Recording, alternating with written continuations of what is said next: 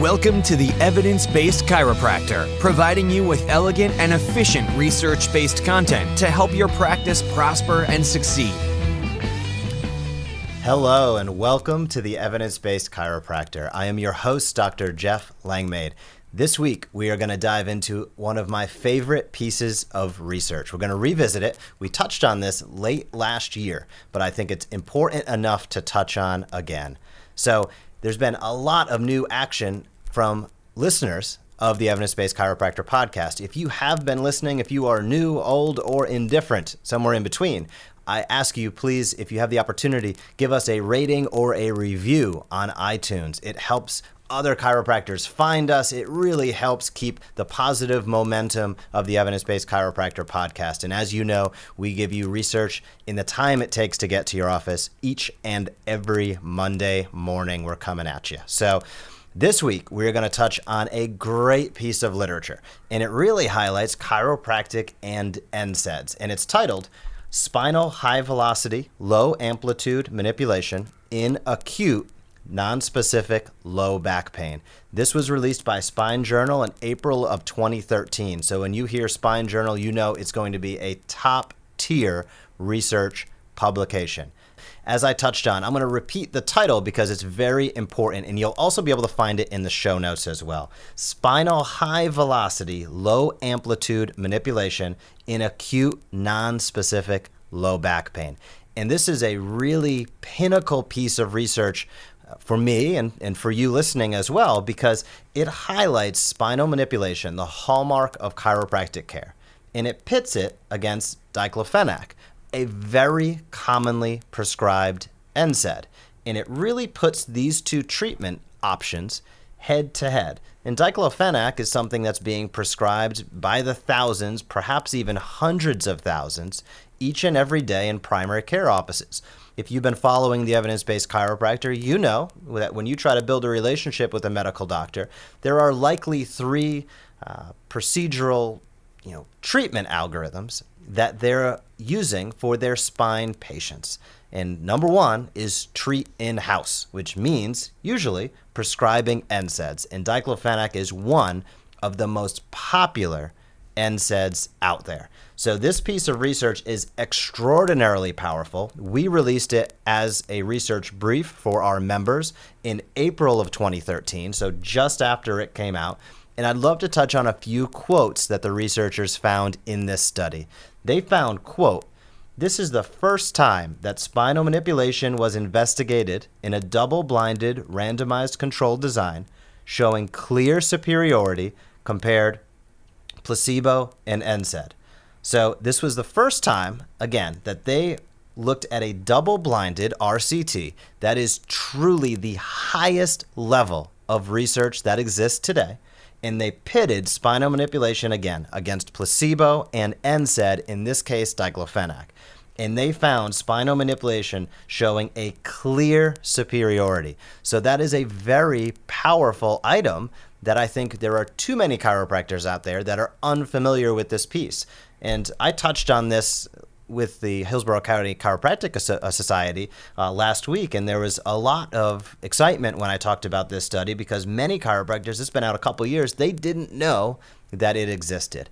Here's a second quote from this piece. The researchers found HVLA, high velocity, low amplitude manipulation, can be recommended for the therapy of acute non-specific low back pain. So again, the researchers at Spine, in a double-blinded, randomized controlled trial, they are strongly, and again, they are recommending chiropractic care or manipulation for acute non-specific low back pain. Now, of course, we can take care of more than acute non-specific low back pain, but you have to remember, with research, the finer the tip of the pen, so to speak, the better and more accurate the research is. So it is great that they actually specify acute non-specific low back pain because that is a very clear patient population. The researchers also found, quote, final evaluation showed manipulation being significantly better than NSAID and clinically superior to placebo. So another quote that really hits home. Their final evaluation showed that manipulation is significantly better, and that's a clinical term, and there has to be a threshold to reach that. So it is significantly better than NSAID. And additionally, it's clinically superior to placebo. So this, sometimes, I think we hear this much less than before. But there are still some people out there that feel as though chiropractic, oh, well, you're actually getting hands-on with the patient. There's a placebo effect to that care. Now, there has been a vast array of studies which show that to not be the case. But this further emphasizes that point and really hammers it home. Again, that last quote, final evaluation showed manipulation being significantly better than NSAID and clinically superior to placebo. So this research is, again, top-tier piece of research, double-blind, randomized control, 3 arms. There was NSAIDs, spinal manipulation, and of course, there is a placebo or a control group. Now, if you dive into this piece, there's one thing that I always like to bring up. And the truth of this study is, while it is fantastic, these manipulations or adjustments, so to speak, they were manipulations because they were not adjustments performed by a chiropractor. So to me, that actually further emphasizes the point of this research, because there is, bar none, no other profession that has more skill, more experience, or more aptitude to provide a manipulation or an adjustment than a chiropractor.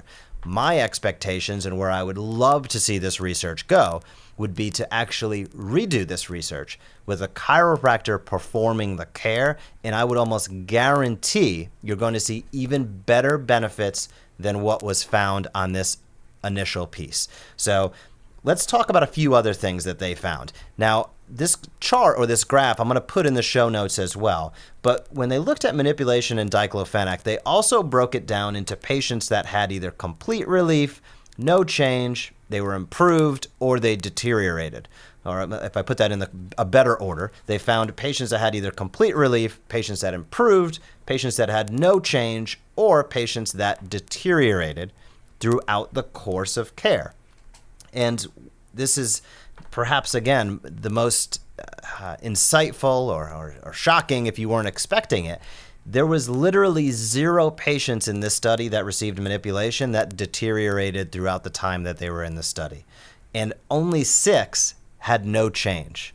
Whereas the patients that received diclofenac, 7 patients deteriorated and 9 had no change.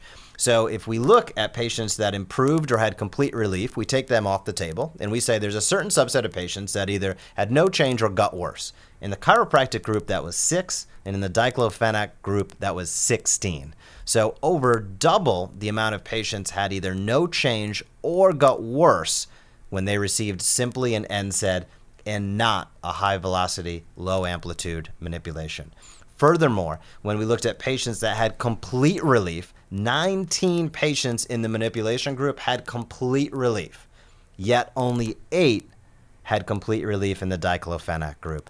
And if we touch on the final bit there about improved, 10 in the manipulation group improved, and 13 in the diclofenac group improved. So if we take our same logic on the good side of the spectrum, as a matter of speaking, 29 patients, participants in this study that received manipulation either had complete relief or improved, whereas only 21 in the diclofenac group. So on all criteria, on all fronts, this study fully supports the use of spinal manipulation, and there is nobody, as we know, better than a chiropractor to perform that care. So if you have not looked at this research, I would really encourage you to search it out on PubMed. We've written about it a few times at the Evidence Based Chiropractor, and I think it's one of the most important pieces of research that's ever been released that a vast majority of chiropractors out there are unaware of. And if we are unaware of it,